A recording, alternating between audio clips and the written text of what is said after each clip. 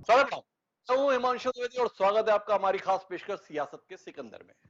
सियासत के सिकंदर में आज वह किरदार पर हम बात करने जा रहे हैं जिसको 1.5 साल पहले चक्रव्यूह में अभिमन्यु के तौर पर हमने देश की सियासत में चक्रव्यूह में फंसा हुआ महसूस किया था। और उस कार्यक्रम के दौरान ही हमने कहा था कि अगर इस चक्रव्यूह को वह भेद पाते हैं तो आने वाले समय में हम उन्हें अर्जुन के तौर पर देखेंगे, अन्यथा अभी तो उनकी हालत अभिमन्यु के तौर पर दिख रही है। लेकिन इस 1.5 साल के अंतर्गत इस शख्स की राजनीतिक सफलताएं एहसास करा रही हैं कि यह शख्स अब सियासत के सिकंदर के तौर पर अपनी पहचान कायम कर रहा है। हम बात कर रहे हैं मध्य प्रदेश के दिग्गज राजनीतिज्ञ ज्योतिरादित्य सिंधिया की। ज्योतिरादित्य सिंधिया ने अपना सियासी सफर कांग्रेस पार्टी में शुरू किया। उन्होंने अपना संसदीय जीवन अपने पिता की अकस्मात मौत के चलते शुरू किया। कम समय में ही जिस प्रकार की ऊंचाई ज्योतिरादित्य सिंधिया के हिस्से में आई उससे लोग अचंभित रहे। उत्कृष्ट वक्ता के तौर पर, प्रभावी व्यक्तित्व के तौर पर वह अपनी पहचान न केवल ग्वालियर, मध्य प्रदेश बल्कि पूरे देश में बनाने में सफल भी रहे। कांग्रेस पार्टी के अंदर उनका बड़ा कद रहा, इसीलिए हम कहे कि वह वहां पर सूर्य की तरह दमकते थे। लेकिन बदली परिस्थितियां, बदले राजनीतिक हालात, ज्योतिरादित्य सिंधिया 2019 के लोकसभा चुनाव में अपनी परंपरागत सीट को जीत पाने में नाकामयाब रहे और वह नाकामयाबी उनके अंदर एक हताशा का भाव ले आई। मध्य प्रदेश की कांग्रेस सरकार में उन्हें वह मान सम्मान नहीं मिला जो वह अपने संदर्भ में चाहते थे, जो वह महसूस करते थे। नतीजा कुल मिलाकर कमलनाथ की सरकार ज्योतिरादित्य सिंधिया की बगावत के चलते 15 महीने में ही ढह गई। भाजपा का वह हिस्सा बने। भारतीय जनता पार्टी में आना तो आसान है, पर भारतीय जनता पार्टी में अपने आप को साबित कर पाना कठिन है। यह अंतर साफ तौर पर तब दिखाई दिया जब ज्योतिरादित्य सिंधिया सांसद के तौर पर तो भारतीय जनता पार्टी का चेहरा बन गए, पर मोदी मंत्रिमंडल का हिस्सा बनने के लिए उन्हें 1 साल का लंबा इंतजार करना पड़ा। पर 1 साल बाद जब से ज्योतिरादित्य सिंधिया मंत्रिमंडल का हिस्सा बने हैं, उन्होंने पीछे मुड़कर नहीं देखा। वह स्वयं के संदर्भ में तो सफलता अर्जित कर ही रहे हैं, बल्कि अपने तमाम समर्थकों को भी पार्टी में और सत्ता में स्थान दिला पाने में सफल रहे। तो समझने की कोशिश करते हैं कि कांग्रेस पार्टी का कभी दिग्गज राजनेता रहा यह शख्स भाजपा में भी दिग्गज नेता के तौर पर अपने आप को साबित कैसे कर पा रहा है।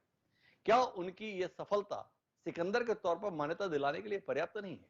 इस पर बात करने के लिए 4 खास मेहमान हमारे साथ मौजूद हैं। उनसे आपका परिचय कराएं। उससे पहले लेकिन देखते हैं वो खास रिपोर्ट जो हमारे वरिष्ठ सहयोगी मनीष त्रिपाठी ने ज्योतिरादित्य सिंधिया को केंद्र में रखकर तैयार की है। देखिए उस रिपोर्ट का पहला भाग।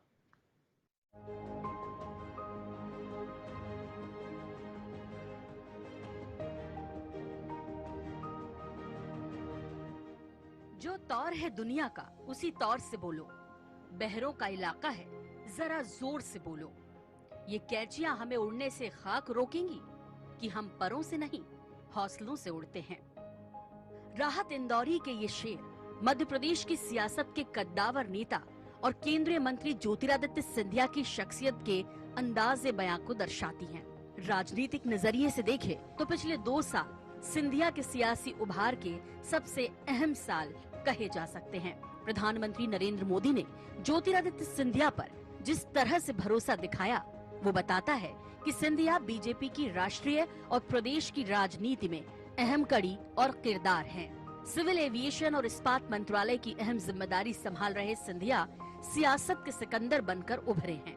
माधवराव सिंधिया के बेटे ज्योतिरादित्य सिंधिया का जन्म 1 जनवरी 1971 को हुआ।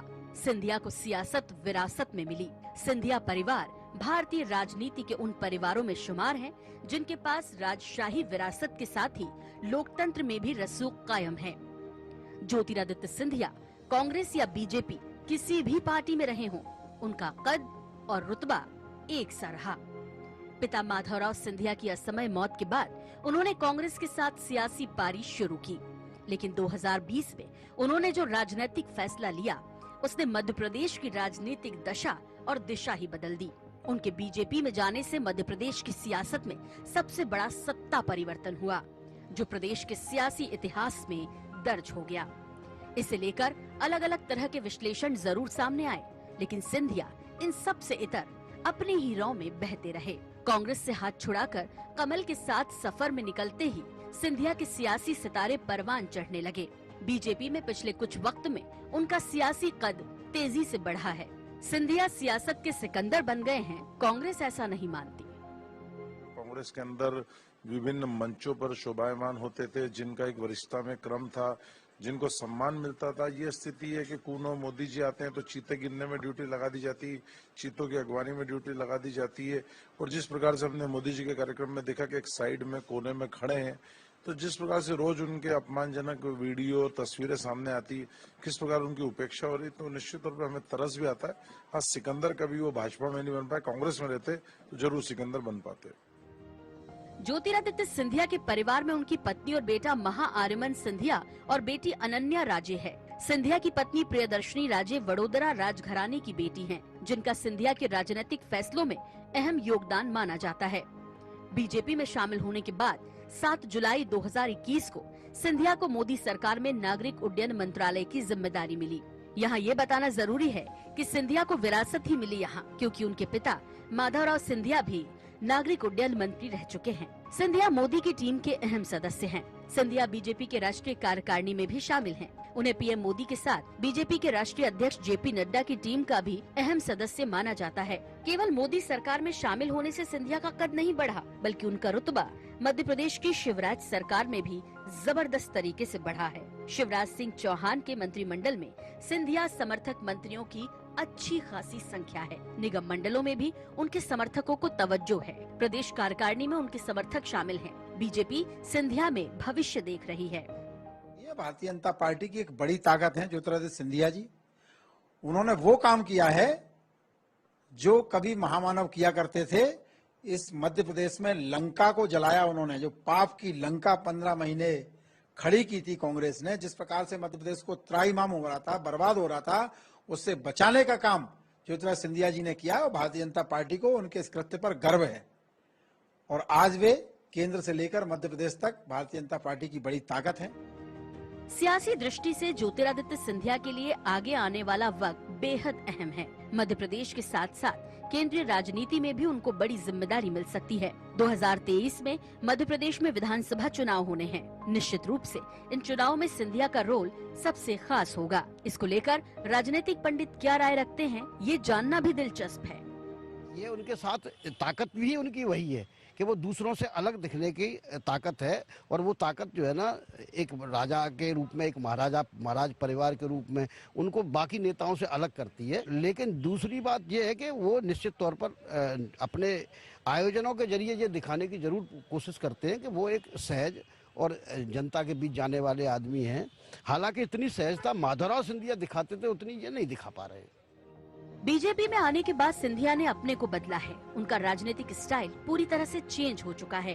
कांग्रेस के महाराज बीजेपी में आकर खुद को कार्यकर्ता की तरह समर्पित करते दिख रहे हैं। सभी के लिए सहज उपलब्ध होना, सभी से दिल खोलकर मिलना, कांग्रेस में रहते हुए जो बीजेपी नेता मुखर विरोधी थे उनके साथ बेहतर सामंजस्य बैठाने की कवायद करना, अपने ऊपर लगे हर उस टैग को हटाने की कोशिश सिंधिया लगातार कर रहे हैं, जो नेगेटिव इमेज बनाता है। तभी तो वो ग्वालियर स्थित झांसी की रानी लक्ष्मीबाई की समाधि स्थल तक पहुंच गए और श्रद्धांजलि दी। महाराज के इस अंदाज ने उनके विरोधियों को भी चित कर दिया। इससे पहले कोई सिंधिया घराने से वीरांगना लक्ष्मीबाई की समाधि पर नहीं पहुंचा था। कांग्रेस छोड़ने के बाद पुराने साथियों के निशाने पर रहने वाले सिंधिया ने अपना सियासी रुतबा तो कायम रखा ही, सियासत के इस सिकंदर ने पूरी मुखरता और ऊर्जा के साथ विरोधियों को मुंह तोड़ जवाब भी दिया है। तभी तो महाराज अब बीजेपी के भी खास हैं। कवि गोपाल दास नीरज की इन पंक्तियों से सिंधिया की सियासत का अंदाजा साफ बयां होता है। फूल बनकर जो जिया वो यहाँ मसला गया, जिस्त को फौलाद के सांचे में ढलना चाहिए। छीनता हो जब तुम्हारा हक कोई उस वक्त तो आँख से आंसू नहीं शोला निकलना चाहिए। INS 24/7 के लिए भोपाल से मनीष त्रिपाठी की रिपोर्ट। तो आंख से आंसू नहीं शोला निकलना चाहिए। अब ये शोला ज्योतिरादित्य सिंधिया की आंखों से निकल रहा है या उनकी विरोधियों से, ये विचार का विषय हो सकता है, समीक्षा का विषय हो सकता है। लेकिन भारतीय जनता पार्टी जैसे कठिन संगठन में ज्योतिरादित्य सिंधिया कम समय में ही जिस प्रकार की ऊंचाई चढ़ रहे हैं वो अचंभित करने वाली है।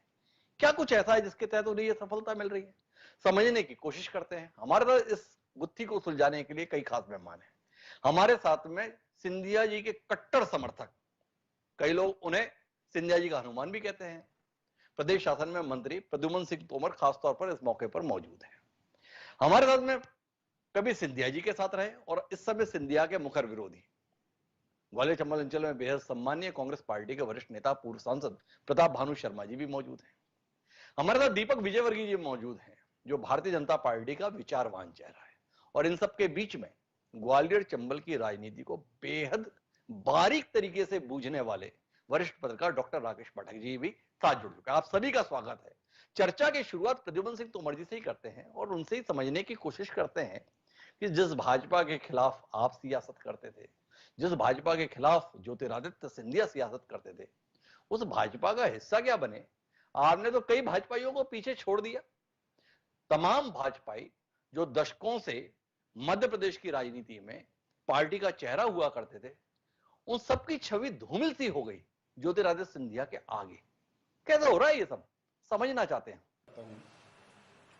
कि भारतीय जनता पार्टी एक राष्ट्र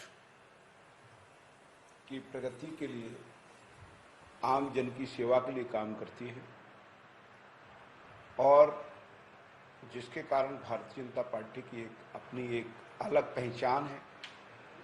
और हम को भारतीय जनता पार्टी ने स्थान दिया, उसके लिए मैं पार्टी का आभारी हूं। और मैं आपको ये बताना चाहता हूं कि श्रीमंत ज्योतिरादित्य सिंधिया जी जो पार्टी का मैं एक अच्छे कार्यकर्ता के रूप में, एक अच्छे लीडर के रूप में उभर रहे हैं। सिर्फ वो उनकी मन में जो उनका उद्देश्य है राजनीति में आना, उनका सिर्फ मात्र समाज सेवा और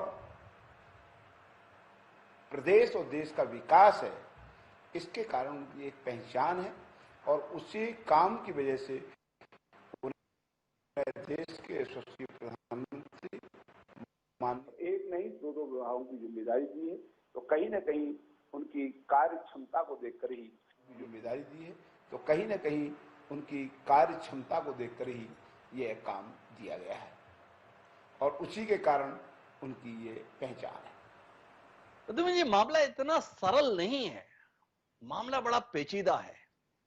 2 साल हो गए हैं ज्योतिरादित्य सिंधिया को भारतीय जनता पार्टी का हिस्सा बने हुए।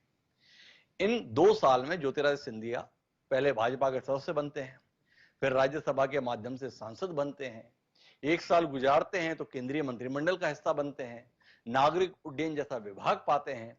1 साल और बीतता है तो पता चला कि वह इस्पात मंत्री भी हो जाते हैं। इतना सब कुछ वो 2 साल में ही पाते हैं। उनके तमाम समर्थक प्रदेश सरकार में मंत्री हो जाते हैं, जो चुनाव हार जाते हैं वो निगम मंडलों के अध्यक्ष के माध्यम से मंत्री का दर्जा पा जाते हैं। लेकिन भारतीय जनता पार्टी के प्रदेश के जो तमाम अन्य दिग्गज चेहरे हैं, वो इन 2 सालों में काटे जा रहे हैं, छांटे जा रहे हैं। नरेंद्र सिंह तोमर ग्वालियर चंबल अंचल से ताल्लुक रखते हैं, 3 विभागों के मंत्री होते थे, परिवर्तन हुआ, एक विभाग महज कृषि विभाग के मंत्री रह गए। प्रहलाद पटेल मध्य प्रदेश की राजनीति का एक दिग्गज नाम, राज्य मंत्री स्वतंत्र प्रभार थे, परिवर्तन हुआ, महज राज्य मंत्री रह गए। कैलाश विजयवर्गीय बंगाल जैसे राज्य के प्रभारी थे, परिवर्तन हुआ, प्रभार विहीन महामंत्री रह गए। शिवराज सिंह चौहान मध्य प्रदेश के मुख्यमंत्री हैं, केंद्रीय संसदीय बोर्ड के मेंबर होते थे, केंद्रीय चुनाव समिति के मेंबर होते थे, अब भूतपूर्व मेंबर हैं, भूतपूर्व सदस्य हैं। कुछ बताइए तो सही, हुआ क्या? ज्योतिरादित्य सिंधिया भाजपा का हिस्सा क्या बने? भाजपा के तमाम दिग्गज दाएं बाएं कोने में दिखाई देने लगे। इसमें कुछ रोशनी तो दीजिए ना।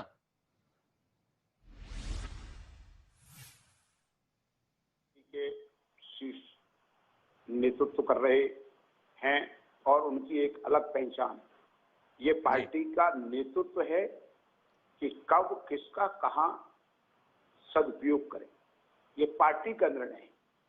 और ये देखिए कि उस पार्टी के निर्णय को स्वीकार करने की क्षमता के साथ साथ लगातार देश प्रदेश की प्रगति के लिए काम जिन नेतृत्व का हमने नाम लिया है, चाहे आदरणीय नरेंद्र सिंह जी हों, चाहे आदरणीय कैलाश विजयवर्गीय जी हों, चाहे यशस्वी मुख्यमंत्री माननीय शिवराज सिंह जी हों, निरंतर काम कर रहे हैं और उनकी अपनी एक पहचान है। ये कोई अंदाज लगाना कि किसी की काट किसी की छाट है, ऐसा कुछ नहीं है। ये सिर्फ एक विचार हो सकता है, परंतु हर व्यक्ति का अपनी जगह स्थान है और वो स्थान कायम है। इसका उत्तर मैं प्रताप भानु जी से और दीपक विजयवर्गीय जी से ले लूंगा। आपसे एक सवाल और करता हूं, फिर प्रताप भानु जी के पास चलता हूं। सिंधिया जी के साथ आप भी भाजपा का हिस्सा बने प्रद्युमन जी, 2 साल से ज्यादा का समय हो गया। कितनी संतुष्टि और कितनी असंतुष्टि है अपनी नेता का वर्तमान स्थान देखकर आप सबके मन में? जिन उम्मीद जिन अपेक्षा के साथ भाजपा का हिस्सा बने थे, कांग्रेस जैसी परंपरागत पार्टी को छोड़ के मिल गया, या कोई कसक है, कोई टीस है, कोई पीड़ा है, कुछ ऐसा है? ये और होना था, भी हुआ नहीं। देखिए, माननीय श्रीमंत ज्योतिरादित्य सिंधिया जी या उनके साथ हम लोग शामिल हुए। हमारा पार्टी ने हमको स्थान दिया, उसके लिए तो मैं पहले तो पार्टी का आभारी हूं। पर मैं आपको ये बताना चाहता हूं कि हम किसी पद या किसी उद्देश्य से आए, ऐसा नहीं है। हमारा उद्देश्य समाज सेवा, राजनीतिक समाज सेवा लक्ष्य है। उसके लिए भारतीय जनता पार्टी ने अपना मंच दिया हमको, उसके लिए हम आभारी हैं और हम संतुष्ट हैं कि हम अच्छे से इस समय माननीय देश के यशस्वी प्रधानमंत्री नरेंद्र मोदी जी के नेतृत्व में और मैं खुद माननीय शिवराज सिंह जी के नेतृत्व में समाज का काम कर पा रहा हूं। एक समाज सेवा में अपना सहयोग प्रदान कर पा रहा हूं, ये मेरा सौभाग्य है। तो प्रद्युमन जी अभिभूत है, बोले हम और महाराज दोनों ही सेवा के लिए भाजपा में आए थे, भाजपा ने मंच दिया, इसके आभारी हैं और सेवा का काम ठीक से कर पा रहे हैं, ऐसा महसूस कर रहे हैं। पर हमारे साथ में प्रताप भानु शर्मा जी हैं। महाराज के सम्मान के लिए कांग्रेस पिछले 2 साल से बहुत चिंतित है। उसे लगता है महाराज को वो सम्मान नहीं मिल रहा जो हम दिया करते थे, महाराज साहब को वो स्थान नहीं मिल रहा जो कांग्रेस में उनका रहा करता था। तो प्रताप भानु जी, अब जानना चाहता हूं, सिंधिया जी मध्य प्रदेश के वो नेता हैं जिनके व्यक्तिगत समर्थक जितने मंत्रिमंडल में हिस्सा हैं, उतने तो शिवराज सिंह चौहान के भी व्यक्तिगत समर्थक होंगे, इस पर संदेह हो सकता है। जितने हारे हुए लोगों को उन्होंने राज्य में अध्यक्ष पद के द्वारा मंत्री का दर्जा दिला दिया, किसी और नेता के समर्थक कितने होंगे, इस पर भी संदेह है। नरेंद्र मोदी जैसे व्यक्ति के मंत्रिमंडल में एक नहीं बल्कि 2-2 विभागों के वो मंत्री हैं। अब भी आपको लगता है सिंधिया जी ने गलत किया, या आपको लगता है कि आप लोगों ने गलत किया, आप लोगों को भी सिंधिया जी के साथ ही चले जाना था, कहां रह गए? देखिए डॉक्टर हिमांशु जी, जी सियासत का सिकंदर तो ये नहीं है, पर सियासत के सौदेबाज जरूर है जी। और जो कुछ भी स्थान उन्होंने पाया है भाजपा की राजनीति में कांग्रेस के खिलाफ धोखा देकर सियासत की सौदेबाजी से ही उन्होंने पाया है। चाहे केंद्रीय मंत्री पद हो, चाहे वो राज्यसभा में उनकी एंट्री हो, और चाहे मध्य प्रदेश की सरकार को गिराने की बात हो। और वो एक गुटबाजी का हमेशा एक केंद्र रहे हैं और यही कारण था कि मध्य प्रदेश कांग्रेस में उस समय फूट पड़ी, सरकार टूटी और उसके केंद्र बिंदु ज्योतिरादित्य सिंधिया बने। परंतु उन्हें ये नहीं भूलना चाहिए, प्रद्युमन जी को भी नहीं भूलना चाहिए कि इनकी पहचान, इनका कद, जो कुछ भी आज ये है, ये इन्हें विरासत में कांग्रेस ने ही दिया है। कांग्रेस ने ही इनकी पहचान बनाई, कांग्रेस के सिंबल पे ही चुनाव लड़ते थे।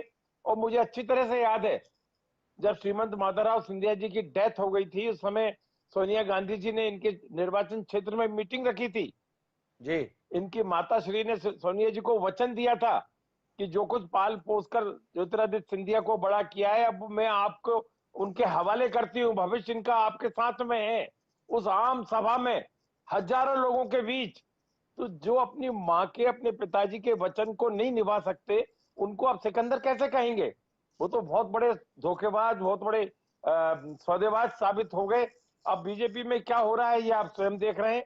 ठीक है, उनने पद हासिल कर लिया, दबाव से अपनी राजनीति में केंद्र में मंत्री भी हो गए, परंतु जितनी गुटबाजी आज मध्य प्रदेश की भारतीय जनता पार्टी में हो गई है वो इसके पहले कभी नहीं थी। और ये क्यों कारण? क्योंकि उनमें मैं का जो अहम है वो सबसे ज्यादा है। मैं हूं वही पार्टी है, मैं हूं वही कार्यकर्ता है, मेरा कार्यकर्ता हार जाए जीत जाए उसको जिम्मेदारी मिलेगी। माने पद और अहंकार की जो एक पराकाष्ठा है वो उनके व्यक्तित्व में है।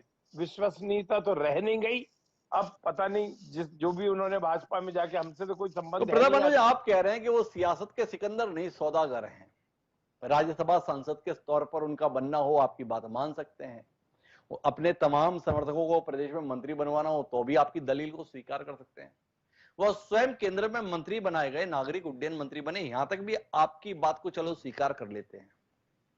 लेकिन वो तारीख थी 7 जुलाई 2021, लेकिन 6 जुलाई 2022 को नरेंद्र मोदी जी ने जब विभागों का नए सिरे से समीकरण बिठाया तो तमाम दिग्गज राजनेताओं को खारिज करते हुए ज्योतिरादित्य सिंधिया को स्टील मिनिस्ट्री का अतिरिक्त प्रभार सौंपा। ये योग्यता का सम्मान है, क्षमता का सम्मान है। उन्होंने अपने आप को 1 साल के भीतर बतौर मंत्री ऐसा साबित किया कि तमाम लोगों की मौजूदगी के बावजूद भी प्रधानमंत्री ने उन पर भरोसा किया। उसे सौदेबाजी कैसे कह देंगे? क्या आप नहीं मानते कि वाकई कांग्रेस का बड़ा नुकसान हो गया?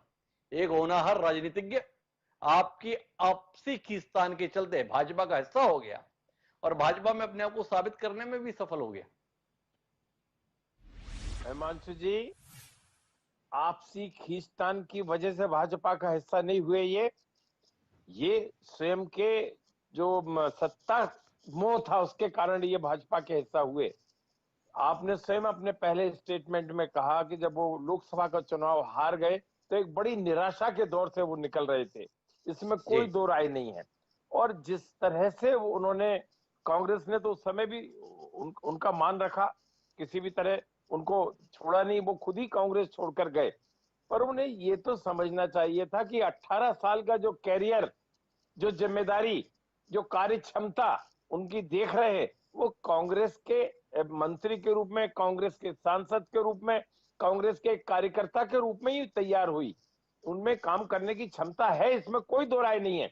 परंतु उसका आधार, उनका व्यक्तित्व निखारा किसने?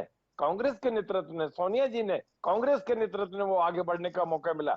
आज उन्हें किसी भी तरह से कांग्रेस छोड़ने का कोई औचित्य नहीं था, परंतु वो स्वयं सत्ता प्राप्ति के लिए मौका परस्ती का उन्होंने उदाहरण दिया और कांग्रेस छोड़कर चुनी हुई सरकार, जिसको मैंडेट मिला था पूरे मध्य प्रदेश के आम जनता का, 122 विधायकों का समर्थन था, और बीजेपी जो 160 से गिरकर 105 पे आ गई थी। ये कितना बड़ा विश्वासघात! अकेला कांग्रेस को धोखा नहीं दिया, बल्कि जनता। प्रताप भानु जी बड़े दर्द के साथ गुजर रहे हैं। प्रताप भानु जी को बड़ी टीस है, कांग्रेस की सरकार चली गई, ज्योतिरादित्य सिंधिया के कारण चली गई। मानने को तो तैयार हुए कि हाँ योग्य तो है, पर इसके अलावा और ज्यादा कुछ मानने के लिए प्रताप भानु जी तैयार नहीं है। मुझे जाना है डॉक्टर राकेश पाठक के पास, लेकिन उससे पहले दीपक विजयवर्गीय जी के पास जाना चाहता हूं और उनसे समझना चाहता हूं ज्योतिरादित्य सिंधिया की शख्सियत के संदर्भ में। कमाल हो गया दीपक जी, आपके तमाम नेता उस ऊंचाई तक नहीं पहुंचे दशकों में जो 2 साल में ज्योतिरादित्य सिंधिया पहुंच गए। एक फिल्म आई थी कालिया, उसमें अमिताभ बच्चन और प्राण के बीच में संवाद अदायगी हुई, कमाल की थी। उसमें प्राण बोलते हैं कि जेलर, मेरे जेल से भागने की कोशिश तो कई कैदियों ने की, पर जितनी दूर तक तुम चले गए कालिया, आज तक कोई नहीं गया। भाजपा में भी लोग बहुत आए, पर जितनी ऊंचाई तक ज्योतिरादित्य सिंधिया इतने कम समय में पहुंच गए और किसी को पहुंचते नहीं देखा। दीपक जी थोड़ा रोशनी दीजिए ना, क्या हुआ ऐसा जिसमें आपके तमाम राधा स्मरणीय नेता केवल देखने की स्थिति में रह गए और ज्योतिरादित्य सिंधिया राजनीति के आकाश में दैदीप्यमान नक्षत्र के तौर पर शोभायमान हो गए? समझना चाहते हैं हम। देखिए, ज्योतिरादित्य सिंधिया अब भारतीय जनता पार्टी के वरिष्ठ नेतृत्व का हिस्सा है जी। जहां तक अन्य नेताओं के आपने नाम लिए, सबकी अपनी अपनी जिम्मेदारी है, सबके अपने अपने दायित्व हैं। भारतीय जनता पार्टी कार्यकर्ता आधारित संगठन है जिसमें समय समय पर नेताओं की जो अंततः कार्यकर्ता होते हैं, सबसे पहले कार्यकर्ता होते हैं, उनकी जिम्मेदारियां बदलती हैं और समय समय पर बदलती है, लगातार बदलती हैं, सारे राजनीतिक कैरियर में बदलती हैं। तो ये कहना कि कोई किसी का पर कतर दिया गया है या किसी को आसमान से छा गया है, ऐसी बात नहीं है। भूमिका को देखने का मीडिया का अपना नजरिया हो सकता है, जनता का अपना नजरिया हो सकता है, लेकिन किसी पार्टी कार्यकर्ता को या नेता को क्या जवाबदेही दी जाए, ये पार्टी नेतृत्व तय करता है। कब क्या जवाबदारी दी जाए, ये पार्टी नेतृत्व तय करता है। और कितनी जवाबदारी दी जाए, कितनी कम दी जाए या ज्यादा जाए, ये आपको लग सकता है, लेकिन उसकी क्षमता के मुताबिक समय समय पर उसको अलग अलग जिम्मेदारी दी जाती है। और इसको ये नजरिए से देखना कि उनके आने से या उनके पहले जो नेता पहले से भाजपा में उनको कोई फर्क पड़ा, ये ठीक बात नहीं है।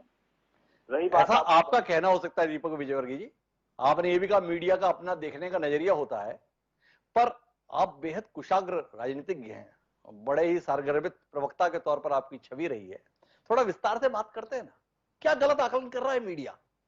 भाई ज्योतिरादित्य सिंधिया आए, उस समय पर आपकी पार्टी के 4 बड़े नेता शिवराज सिंह चौहान, नरेंद्र सिंह तोमर, प्रहलाद पटेल और कैलाश विजयवर्गीय, इन 4 की जो हैसियत थी, आज वो हैसियत पहले के मुकाबले घटी हुई दिखाई देती है और ज्योतिरादित्य सिंधिया की चढ़ी हुई दिखाई देती है। इतना सा सवाल है, तर्क सहित आपके सम्मुख उनकी हैसियत के संदर्भ में सवाल रखा है।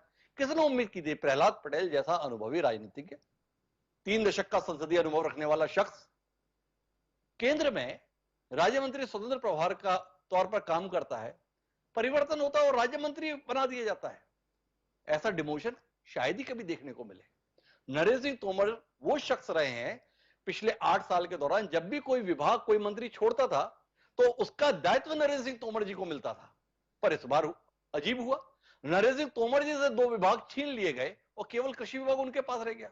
कैलाश विजयवर्गीय, जिनके संगठन कौशल के लोग कायल रहे, जिस पश्चिम बंगाल में उन्होंने 3 सीट से 80 सीट तक पार्टी को पहुंचाया, अभी बिना प्रभार के महामंत्री के तौर पर हैं। शिवराज सिंह चौहान कब से चुनाव समिति के सदस्य के तौर पर, संसदीय बोर्ड के सदस्य के तौर पर थे, दोनों से बाहर का रास्ता दिखा दिया गया। तो सवाल तो उठेगा ना दीपक जी, और आप जैसा कुशाग्र व्यक्ति अगर मौजूद होगा तो इसके उत्तर की भी अपेक्षा रहेगी। तो इसका कुछ उत्तर दीजिए। हमारे दृष्टि को दोष ठहरा के कितना सही कर रहे हैं आप, जाति नहीं कर रहे हैं हमारे साथ। नहीं, मैं दृष्टि दोष नहीं कह रहा हूं, मैं आपके नजरिए की बात कह रहा हूं। जो पार्टी को देखने की सीमाओं के से बंधा हुआ है, मैं समझता हूं कि पार्टी का नजरिया आप समझें तो पिछले 5 या 10 साल पर क्यों जाते हैं, सिर्फ 20 साल या 30 साल या 40 साल के बारे में भी सोचेंगे, तब आप सोचेंगे कि ये फलाने व्यक्ति 10 साल पहले मंत्री थे, केंद्रीय मंत्री थे, 20 साल पहले इतने बड़े नेता थे, या 10 साल पहले फलाना मुख्यमंत्री था, या आज है या नहीं है। तो भारतीय जनता पार्टी में बहते हुए पानी की तरह काम होता है। हमारे यहाँ कोई तालाब की तरह पानी को रोका नहीं जाता है और ना उसको बदबूदार होने दिया जाता है। भारतीय जनता पार्टी एक बहता हुआ संगठन है जिसमें लगातार जिम्मेदारियों का, लगातार व्यक्तियों का परिवर्तन होता है। एक विचार के लिए भारतीय जनता पार्टी बनी है और इस बहाव के साथ बहने के साथ ही किसी भी नेता का या किसी कार्यकर्ता का कभी कोई वजन कम होता है, ऐसी बात किसी ने महसूस नहीं की है।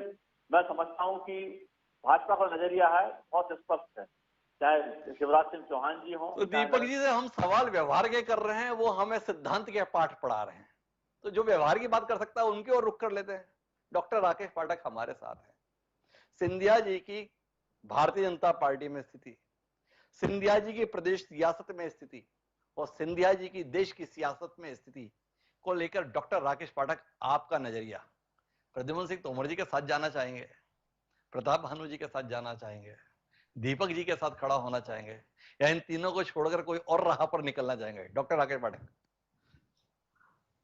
हिमांशु जी, मैं किसी के साथ नहीं जाना चाहूंगा, मैं सत्य और तथ्य के साथ जाना उचित समझूंगा और मैं डॉक्टर हिमांशु द्विवेदी के साथ जाना चाहूंगा। क्रमशः कुछ बातों पर आते हैं।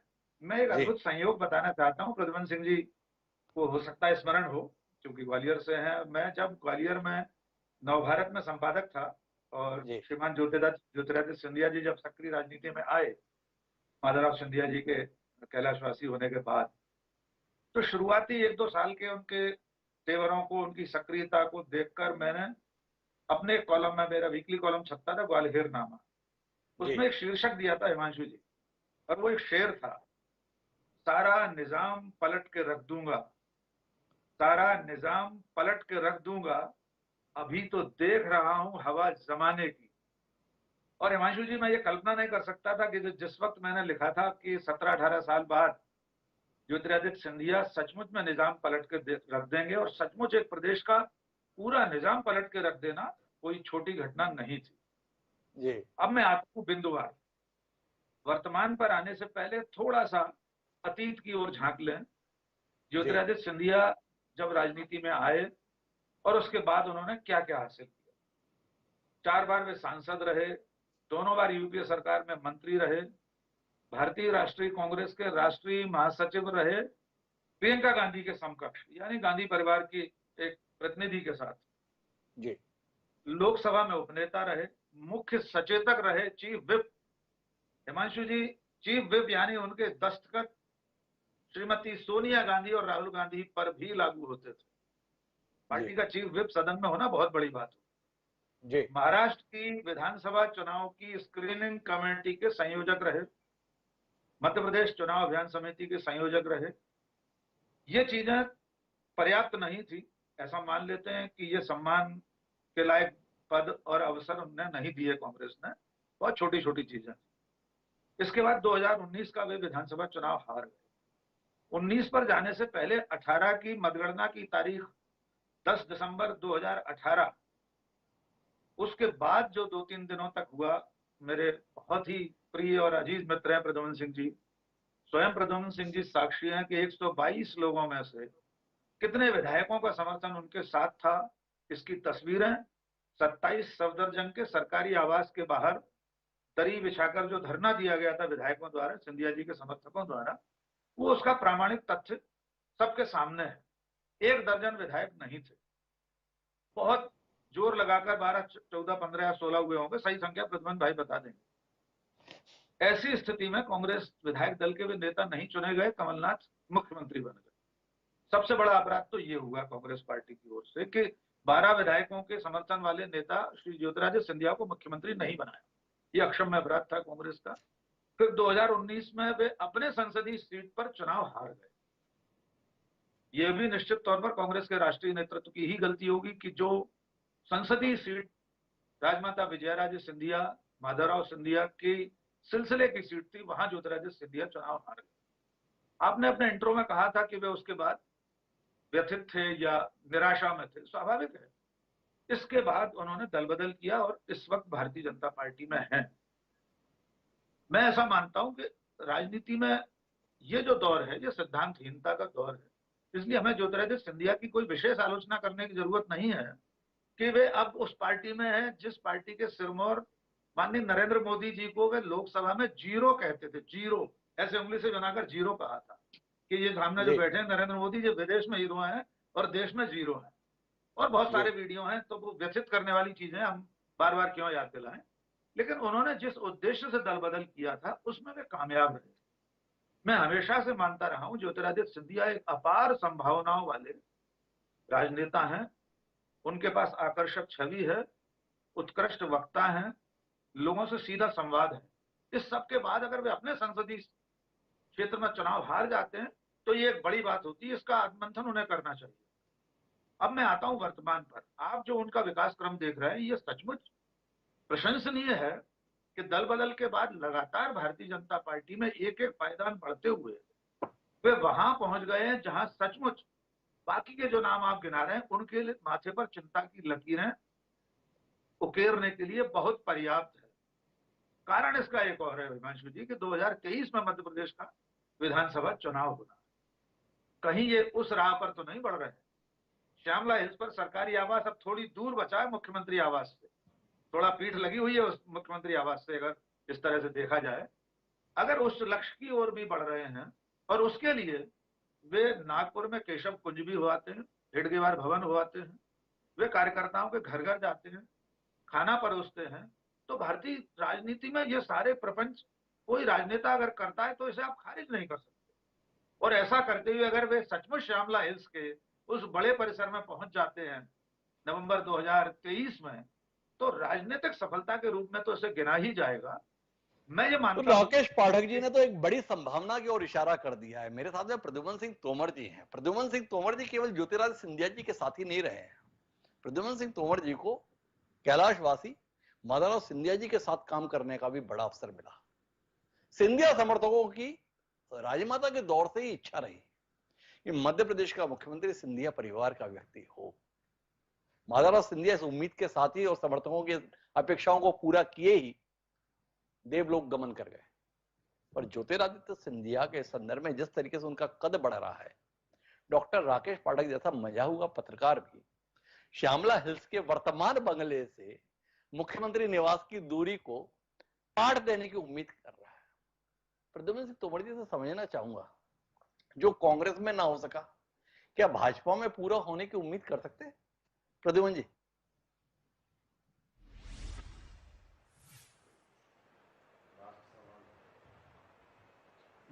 मैं आपको ये बताना चाहता हूं, ये पार्टी का शीर्ष नेतृत्व तय करता है। श्रीमंत ज्योतिरादित्य सिंधिया जी की मंशा किसी पद के लिए नहीं। पार्टी नेतृत्व जो कार्य देगा उसको वो भली भांति कर रहे हैं, करेंगे भी, और ये पार्टी का निर्णय है, इसलिए इस पर मेरा टिप्पणी करना मेरे अधिकार क्षेत्र में नहीं है। अच्छा, तो इस पर टिप्पणी करिए कि अपने नेता की वर्तमान स्थिति आपको कितना आनंदित करती है या कितना निराश करती है? कांग्रेस के पुराने साथी उलाहना देते रहते हैं, आप जब सदन में जाते होंगे तब भी वो लोग घूर घूर कर आपसे बात करते होंगे। जो उनकी हृदय की वेदना है, प्रताप भानु जी की भी शब्दों को आपने अभी यहां पे सुना। तो कुल मिलाकर प्रद्युमन जी, अपने पुराने साथियों के ये उलाहने और अपने नेता की वर्तमान स्थिति, इस द्वंद्व के बीच में प्रद्युमन सिंह तोमर जैसे प्रतिबद्ध ज्योतिरादित्य सिंधिया के कार्यकर्ता किस मनोदशा के साथ रहते हैं, ये जानने में हमारी दिलचस्पी है। थोड़ा अपने मनोभाव साझा कीजिए। मैं बिल्कुल आपसे एक बात कहना चाहता हूं, आप गंभीरता से सुनेंगे। मैं पूरी बात को 1 मिनट में खत्म करूंगा। प्रताप भानु शर्मा जी ने जो बात कही है कि श्रीमंत ज्योतिरादित्य सिंधिया जी ने पार्टी के साथ धोखा दिया है, मैं उनको कहना चाहता हूं क्या कारण है कि आज कांग्रेस के अंदर शुरू से लेकर और आज तक, चाहे ओमराजी देसाई हो, चाहे आदरणीय जगजीवन राम जी हो, कितने नेतृत्व हैं, ये पार्टी छोड़कर गए क्यों? अभी गुलाम नबी आजाद जी गए, क्यों गए पार्टी की छोड़ करके? क्या ऐसा महसूस नहीं कर रहे हैं कि पार्टी के अंदर मेहनत और देश के लिए, प्रदेश के लिए काम करने वाले लोगों का सम्मान नहीं बचा? उनके को अपमानित करने का काम करते हैं। तो ऐसी स्थिति में क्या पार्टी, ऐसे लोग बाहर नहीं जाएंगे? तो क्या उन्होंने कोई, उनको हम धोखेबाज कहेंगे कि पार्टी की नीति के कारण गए हैं? इसके लिए वो नेतृत्व को जो हमेशा उंगली उठ रही है उस पर प्रश्न नहीं लगाएंगे। नंबर 1 बात कहना चाहता हूं। दूसरी बात आपने कही, मैं भारतीय जनता पार्टी का कार्यकर्ता हूं, इसमें मुझे गौरव है, और श्रीमंत सिंधिया जी भारतीय जनता पार्टी के वरिष्ठ नेता हैं। चाहे भारतीय जनता पार्टी के वरिष्ठ नेता माननीय नरेंद्र सिंह जी हैं, चाहे माननीय कैलाश विजयवर्गीय जी हैं, चाहे माननीय शिवराज सिंह जी हैं, हम इनके कुशल नेतृत्व में काम करने में अपने आप को सौभाग्यशाली समझते हैं। प्रद्युमन जी ने एक मजे हुए भाजपा के कार्यकर्ता के तौर पर बात करना शुरू कर दिया है। तय करना मुश्किल हो गया, हम किसी सिंधिया समर्थक से बात कर रहे हैं या दशकों से भाजपा के प्रामाणिक कार्यकर्ता के साथ संवाद कर रहे हैं। तो जैसे सिंधिया ने भाजपा को अपने साथ आत्मसात कर लिया है, उनके समर्थक भी भाजपा को आत्मसात करने में पीछे नहीं है। प्रद्युमन सिंह तोमर की टिप्पणी बता रही है कि अब वह संगठन को सामने रखते हुए अपने नेता की बात करेंगे। क्या यही गुण सिंधिया को भाजपा में आगे बढ़ा रहा है? जानने में हमारी दिलचस्पी है। दीपक विजयवर्गीय जी से ही पूछते हैं, फिर प्रद्युमन जी के पास से निकलकर हम प्रताप भानु जी पर। जिस तरीके से ज्योतिरादित्य सिंधिया भाजपा के तौर तरीकों को सीखकर अमल में ला रहे हैं, इस पर आपको अचंभा नहीं होता? देखिए, अचंभे जैसी कोई बात नहीं है। भारतीय जनता पार्टी का जो भी कार्यकर्ता बनता है, उसने सदस्यता 6 महीने पहले ली हो, 6 साल पहले ली हो या 60 साल पहले ली हो, तो भारतीय जनता पार्टी की कार्य पद्धति को, भारतीय जनता पार्टी के मूल्यों को उसको आत्मसात करना होता है, और उसको आत्मसात करने के साथ ही वो जो भी भूमिका उसको दी जाती है उसका अनुपालन करना होता है। ज्योतिरादित्य सिंधिया जी हों या प्रद्युम्न सिंह तोमर जी हों, सब अच्छी अच्छी भूमिका का निर्वहन कर रहे हैं और लिहाजा भारतीय जनता पार्टी की जिम्मेदार कार्यकर्ता की तरह काम कर रहे हैं। तो इसमें कोई अचंभे जैसी बात नहीं। मैं समझता हूं कि राकेश पाठक जी ने और प्रताप भानु शर्मा जी ने कुछ बातें कही हैं। मेरा इतना कहना है कि जैसे राकेश पाठक जी ने कुछ बातें कही हैं, कांग्रेस को देखते समय एक नजरिया सामने होता है कि साहब कांग्रेस में सम्मान किसका है। तो लोग समझते हैं कि जो राहुल गांधी के बगल में बैठ सके या उससे कुछ बात कह सके तो बहुत सम्मानित व्यक्ति है। लेकिन एक लोकतांत्रिक व्यवस्था में किसी भी कार्यकर्ता के लिए या किसी भी नेता के लिए उस क्षेत्र में, उस राज्य में उसकी क्या पार्टिसिपेशन राजनीति में हो पा रहा है, ये बहुत महत्वपूर्ण होता है। 2018 के चुनाव में कांग्रेस पार्टी ने ज्योतिरादित्य सिंधिया जी को अभियानकर्ता के रूप में प्रोजेक्ट किया और संभवतः कोई जिम्मेदारी देने की बात उनको कांग्रेस पार्टी में हुई होगी। लेकिन सरकार बनने के बाद जिस तरह कमलनाथ जी ने और दिग्विजय सिंह जी ने लगातार उनको अपमानित किया था, उसके बाद मध्य प्रदेश में राजनीतिक परिस्थितियां बदली। तो ये कहना कि वहां उनको सम्मान था और उसके बाद उन्होंने छोड़ा, ये बात ठीक नहीं है। कांग्रेस पार्टी में उनका अपमान हो रहा था। दूसरी बात उन्होंने जो यही थी कि जो मैनिफेस्टो था कांग्रेस का, जिसको लेकर ये लोग जनता के बीच में गए थे और सरकार बनी थी, उस मैनिफेस्टो का पालन नहीं हो रहा था। और जब ज्योतिरादित्य सिंधिया जी ने कहा कि उसके अनुपालन के लिए मैं सड़क पर उतर आऊंगा, तो चुनौती दे दी थी कमलनाथ जी ने कि जाइए सड़क पर उतर आइए। तो ज्योतिरादित्य जी सड़क पे आ गए और फिर वापस सारी कांग्रेस को सड़क पे ला दिया। अब उसमें बेचैनी कांग्रेसियों की इस बात से समझी जा सकती है, लेकिन उनको अपना व्यवहार खुद देखना चाहिए कि दिग्विजय सिंह जी और कमलनाथ जी उस समय क्या कर रहे थे। कमलनाथ जी एक क्षेत्र राज करना चाहते थे और दिग्विजय सिंह अगले 2-3 दशकों में अपने बेटे को किस तरह ग्वालियर चंबल संभाग का एक क्षेत्र नेता बना सके, उसके लिए ज्योतिरादित्य सिंधिया जी और दूसरे नेता हों, उनके पर किस तरह करते जाएं, ऐसी कोशिश कर रहे थे और इसी के नतीजे में मध्य प्रदेश की राजनीति बदली। तो कुल मिला के दीपक विजयवर्गीय जी को बड़ी पीड़ा है कि कांग्रेस में रहने के दौरान ज्योतिरादित्य सिंधिया के साथ व्यवहार ठीक नहीं हो रहा था। चुनाव अभियान समिति का प्रमुख बनाया था, बताइए मुख्यमंत्री जो है प्रदेश अध्यक्ष कमलनाथ को बना दिया। भारतीय जनता पार्टी अब जिस भी प्रदेश में चुनाव अभियान समिति का प्रमुख बनाएगी जिस शख्स को, डॉक्टर राकेश पाठक, आप भरोसा कीजिए दीपक विजयवर्गीय जी की टिप्पणी के आधार पर वही अब प्रदेश का मुख्यमंत्री बना करेगा। हमें इसे सूत्र के रूप में ग्रहण करना चाहिए। कमोबेश दीपक विजयवर्गीय जैसा प्रबुद्ध राजनेता अगर हमें ये बता रहा है तो हमें इतनी गंभीरता तो दिखानी चाहिए। तो हम इस नजरिए के साथ रहते हैं। बहरहाल मेरे साथ में नए मेहमान के तौर पर एक और कट्टर सिंधिया समर्थक गिरिराज दंडोतिया जी जुड़ चुके हैं। गिरिराज जी हमारे साथ हैं। गिरिराज जी से भी बूझने की कोशिश करते हैं अपने नेता की वर्तमान स्थिति गिरिराज जी आपको कितना संतुष्ट कर रही है। क्या ज्योतिरादित्य सिंधिया के साथ आप सब भाजपा का हिस्सा जो कुछ हासिल करने के लिए बने थे वो सब कुछ मिल गया, क्या अभी इंतजार है? डॉक्टर राकेश पाठक थोड़ी देर पहले बता रहे थे कि श्यामला हिल्स में बंगला तो मिल गया है ज्योतिरादित्य सिंधिया को, पर जो असल में मिलना चाहिए वो अभी भी थोड़ा दूर है। क्या उम्मीद कर रहे हैं जिस रफ्तार से ज्योतिरादित्य सिंधिया बढ़ रहे हैं, जिस तरीके से भाजपा में उनका सम्मान बढ़ रहा है, उम्मीद करें 2023 नवंबर में वो बंगला सिंधिया जी को हो जाएगा? नमस्कार साहब जी। आपने जो कहा है, सिंधिया जी ने कभी भी लालच की राजनीति नहीं की है जी। श्रीमंत महाराज सिंधिया जी हमेशा जनसेवा के रूप में उनके पूर्वजों से लेकर और पूरा राजघराना हमेशा जनसेवा के रूप में राजनीति में आए और आकर उन्होंने राजनीति के अंदर हमेशा जनसेवा की बात करी, आपस में समावेश की बात करी। उन्होंने कभी ऐसा नहीं सोचा कि मैं और मेरे समर्थकों को कोई फायदा मिले। फायदे की राजनीति कभी महाराज सिंधिया जी नहीं करते। उन्होंने जो निर्णय लिया वो जनता के, मध्य प्रदेश की जनता के हित में निर्णय था। आज हम 2 वर्ष में वो कुछ कर सके हैं उनके नेतृत्व में।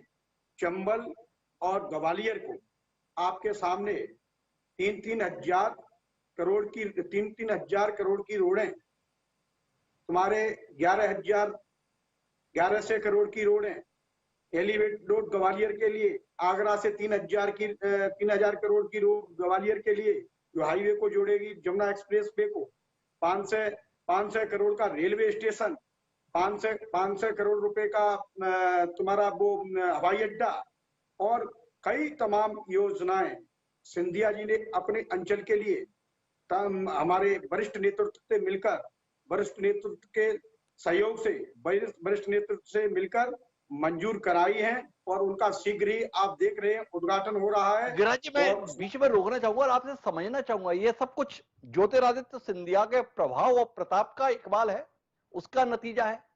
ये खामखा में हम नरेंद्र सिंह तोमर जी को इतना बड़ा नेता मानते हैं, और ये वीडी शर्मा जो आपके प्रदेश अध्यक्ष हैं वो भी बताते हैं मुरैना से ताल्लुक रखते हैं, इन सब की कोई हैसियत वैसियत नहीं है। ये जो कुछ भी होता है वो महाराज साहब के प्रयासों से, महाराज साहब के प्रताप से ही होता है, ऐसा कुछ है। सबके सहयोग से, वरिष्ठ नेतृत्व के सबके सहयोग से महाराज सिंधिया जी ने अगुवाई की है कई रोडों की, जो आगरा से लेकर मुरैना से निकलती हुई जो आपके ग्वालियर को हाईवे को जोड़ेगी, और कई योजनाएं हैं उनमें महाराज साहब ने पहल भी की है।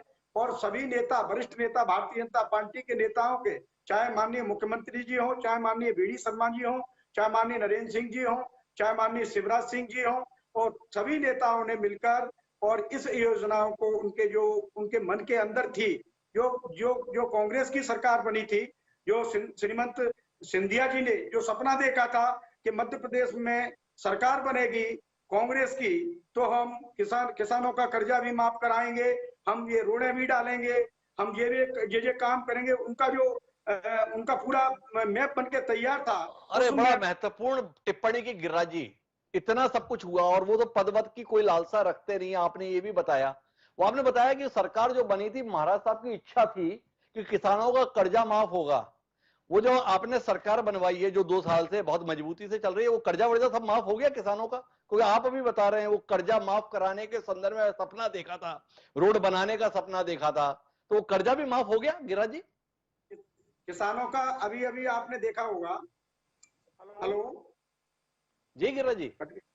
हाँ, किसानों का अभी भी माननीय मुख्यमंत्री जी ने, शिवराज सिंह जी ने कहा है कि जिन किसानों का कर्जा माफ करने के नाम पर उनको गुमराह किया गया कमलनाथ सरकार द्वारा, कांग्रेस की सरकार द्वारा, और उन्हीं किसानों का जो डिफॉल्टर हुए हैं आज, उन पर ब्याज बढ़ के डिफॉल्टर हो गया, जिनको खाद और बीज नहीं मिल पा रहा है, उन किसानों को हमारे मुख्यमंत्री माननीय शिवराज सिंह जी ने उनका जो ब्याज जो डिफॉल्टर हुए हैं वो सब माफ करने की घोषणा की है मंच से, ग्वालियर के मंच से।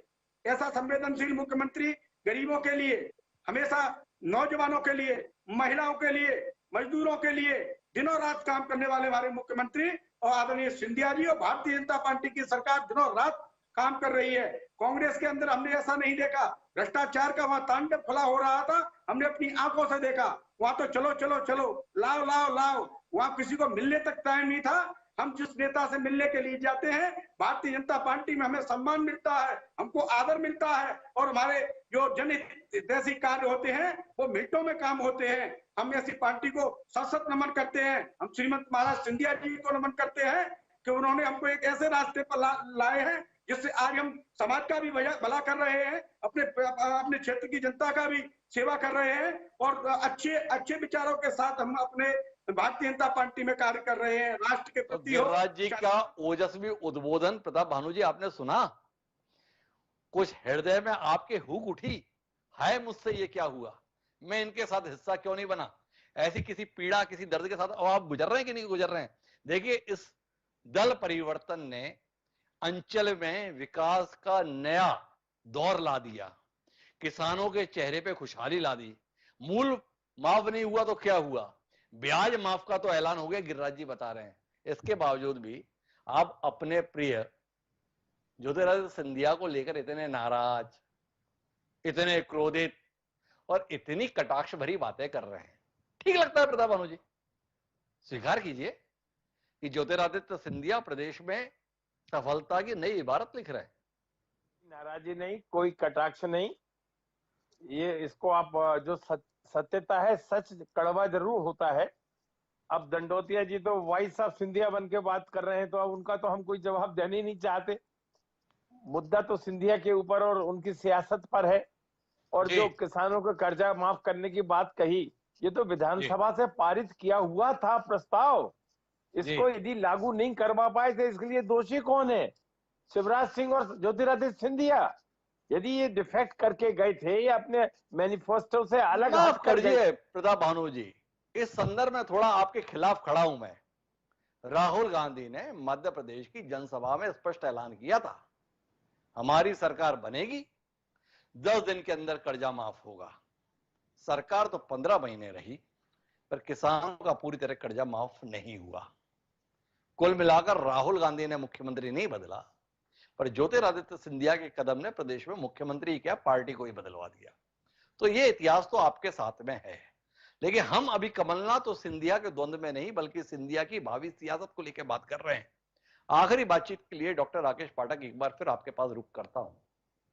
जिस तरीके से पिछले 2 साल में सिंधिया का कद बढ़ रहा है और भारतीय जनता पार्टी की मध्य प्रदेश की सियासत में सक्रिय राजनीतिज्ञों का कद घट रहा है, तो भले ही थोड़ा कटाक्ष भरे लहजे में आपने 2023 में सिंधिया की संभावनाओं को व्यक्त किया, पर क्या व्यवहारिकता में अगर देखें तो आपको नहीं लग रहा है अगर हेमंत विश्व शर्मा सर्बानंद सोनोवाल की अगुवाई में जीत के बावजूद भी असम में मुख्यमंत्री पद की शपथ परिणाम के बाद ले सकते हैं, तो ज्योतिरादित्य सिंधिया जिनकी प्रतिभा को लेकर तो पहले भी सवाल नहीं रहे, अगर मंत्री के तौर पर नरेंद्र मोदी का विश्वास जीत पाने में सफल रह रहे हैं, तो उनको अगर भावी मुख्यमंत्री के तौर पर देखा जाए तो क्या गलत आकलन होगा?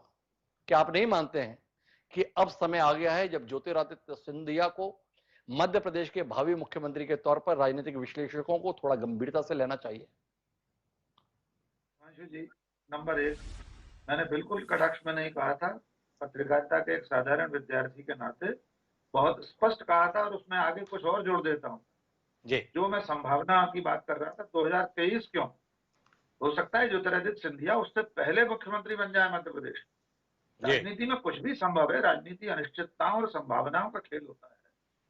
इसलिए बहुत गंभीरता से मैं ये कह रहा हूं कि ज्योतिरादित्य सिंधिया जिस तरह क्रमागत विकास करते हुए भारतीय जनता पार्टी में अपना मुकाम हासिल कर रहे हैं, कतई आपको हैरत नहीं होना चाहिए कि वे मुख्यमंत्री बन जाएं विधानसभा चुनाव से पहले।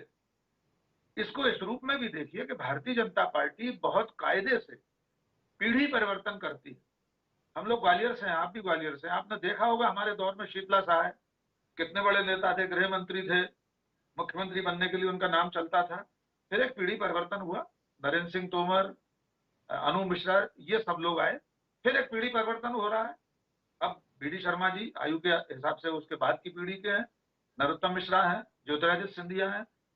तो ये जो पीढ़ी परिवर्तन का समय है वो कब आएगा हम नहीं जानते, ये भारतीय जनता पार्टी तय करेगी।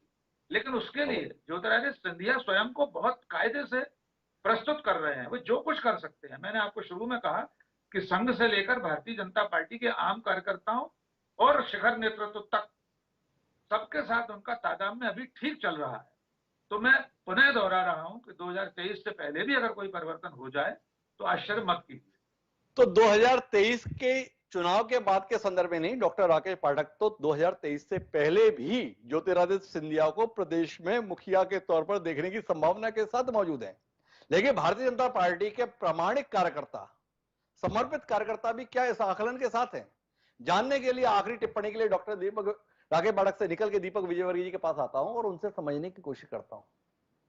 भारतीय जनता पार्टी के तमाम नेता ये बोलते हैं कि 2018 के चुनाव में जनता ने कांग्रेस को वोट ज्योतिरादित्य सिंधिया को देखते हुए दिया था, अर्थात शिवराज सिंह चौहान से कहीं ज्यादा वरीयता मतदाताओं ने ज्योतिरादित्य सिंधिया के प्रति जताई थी। अब वो ज्योतिरादित्य सिंधिया भाजपा का हिस्सा हो गए हैं, तो ऐसी छवि, ऐसी संभावना को भुनाने का प्रयास क्या भाजपा कर सकती है?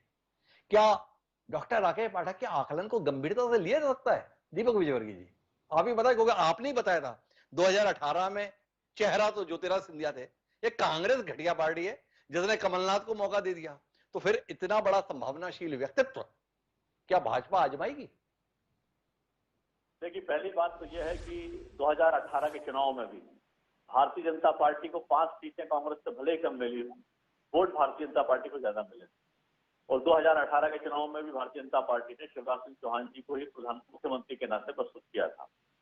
रही बात कि ज्योतिरादित्य सिंधिया जी का प्रभाव है, दूसरे नेताओं से अच्छी समझ है, तो ये राजनीति में सभी नेताओं के लिए राजनीतिक गुण आवश्यक होता है और ये उसका हिस्सा है। बहुत कुशल राजनेता ज्योतिरादित्य सिंधिया जी भी, लेकिन भारतीय जनता पार्टी जिम्मेदारियां अपने तरीके से तय करती है, सही समय पर तय करती है। मध्य प्रदेश में भारतीय जनता पार्टी की सरकार और शिवराज सिंह चौहान जी बहुत अच्छे तरीके से काम कर रहे हैं और लगातार 17-18 साल तक इस राज्य का मुख्यमंत्री बने रहना, पूरी दमखम के साथ बने रहना, जनता के बीच अपनी छवि अच्छी बनाए रखना, जनता के बीच लगातार अच्छे कामों के द्वारा उसको सेवा को पार्टी द्वारा बढ़ाया जाना, ये सब लगातार बहुत बेहतर तरीके से चल रहा है। 15 महीने के बीच में कांग्रेस की सरकार भी देख ली जनता ने, जहां पर लूटपाट और शराब माफिया और खनिज माफिया न जाने कौन कौन से लोग कांग्रेस के नेताओं के सक्रिय हो गए थे। और उसके बाद फिर एक बार भारतीय जनता पार्टी की सरकार बनी तो लोगों को फर्क समझ में आया है कि भारतीय जनता पार्टी क्या है और कांग्रेस क्या है, क्योंकि जनरेशन बदल जाती है। कई बार लगता है कि 20 साल पहले जो जनरेशन थी उनको मालूम नहीं होता कांग्रेस के शासन में क्या होता है, लेकिन आज बिल्कुल क्लियर है कि भारतीय जनता पार्टी कितना बेहतर देती है। जहां तक किसी भी नेता को कहीं प्रस्तुत करने की बात या कोई जिम्मेदारी देने की बात है, तो ये भारतीय जनता पार्टी का अपना अधिकार होता है, नेतृत्व अपना अधिकार है, लेकिन इसमें कोई नेता क्या कोशिश कर रहा है या कमाल है दीपक जी, कांग्रेस अगर तय करे तो ये कांग्रेस ने क्या कर दिया। भाजपा के संदर्भ में ये भाजपा के नेतृत्व का अधिकार है। इसे विरोधाभास के संदर्भ में फिर कभी बात करेगा। मेरा समय समाप्त हो रहा है। राकेश पाठक जी को लग रहा था कोई हस्तक्षेप पड़ जाए, एक संक्षिप्त में राकेश पाठक जी का हस्तक्षेप लेते हैं और उसके बाद में उस रिपोर्ट का दूसरा भाग देखते हैं जो मनीष त्रिपाठी जी ने तैयार किया। जी राकेश पाठक जी, मिनट में एक बात, किसानों की कर्ज माफी की बात अभी आदरणीय दीपक जी ने भी कही, हमारे मित्र गिरिराज जी ने भी कही, आपने भी कही। मैं सिर्फ एक तथ्य आपके सामने लाना चाहता हूं कि अगर सिंधिया जी ने किसानों के कर्ज माफी पर दल बदल किया वचन पत्र न निभाने पर, तो दल बदल से मात्र 10 या 11 दिन पहले ज्योतिरादित्य सिंधिया जी गुना में एक जनसभा में पैर लटकाकर मंच से बैठे हुए और अपने हाथ से हजारों करोड़ के या सैकड़ों करोड़ के किसानों की कर्ज माफी का प्रमाण पत्र जारी करने का ट्वीट कर रहे थे। उन्होंने उस सभा में शेखी बगा दी थी, हमने इतने सैकड़ों करोड़ के कर्ज माफ कर दिए। अतीत के ट्वीट, अतीत के भाषण पे बात करेंगे डॉक्टर राकेश पाठक जी, तो फिर प्रताप भानु शर्मा जी के हाथ को जरूरत से ज्यादा ही हम मजबूत कर देंगे। पर अभी हम अतीत की नहीं भविष्य की बात कर रहे हैं। वर्तमान में जिस सफलता के सफर पर ज्योतिरादित्य सिंधिया निकल पड़े हैं, वो बता रहा है कि ये व्यक्ति अभी सियासत का सिकंदर है। सिकंदर के तौर पर वो कितनी दूरी तय करेंगे ये जानने में हमारी दिलचस्पी रहेगी, लेकिन उसके लिए तो इंतजार करना पड़ेगा। ठीक है, उस इंतजार को हम यहीं खत्म करते हैं। मनीष त्रिपाठी ने जो रिपोर्ट तैयार की है उसका दूसरा भाग देखते हैं और साथ ही आपसे इजाजत भी लेते हैं। चारों मेहमानों से को धन्यवाद ज्ञापित करते हुए कि अगले सप्ताह फिर किसी नए सिकंदर से मुलाकात करेंगे। तब तक के लिए बीजेपी के महाराज क्या सत्ता के सरताज बन पाएंगे? इसको लेकर अटकलों का बाजार गर्म है। सत्ता के शेयर मार्केट में सिंधिया का रेट लगातार बढ़ रहा है, लेकिन क्या बीजेपी उनको प्रदेश की कमान सौंपेगी?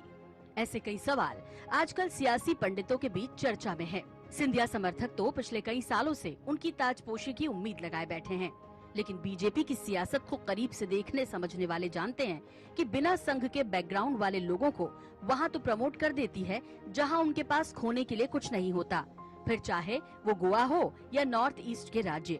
लेकिन मध्य प्रदेश जैसे राज्यों का मामला अलग है। भले ही सिंधिया का कद आजकल प्रदेश के मूल विचारधारा वाले नेताओं से ज्यादा बड़ा नजर आ रहा हो, लेकिन सिंधिया को सत्ता सौंपी जाएगी इसमें संदेह है। जबकि बीजेपी भी जानती है कि इस बार सरकार सिंधिया के चलते ही बनी है। प्रदेश के कई बड़े बीजेपी नेताओं से बड़ी राजनीतिक ताकत बन चुके सिंधिया को लेकर नेताओं में संदेह या सुरक्षा की भावना भी नजर आती है।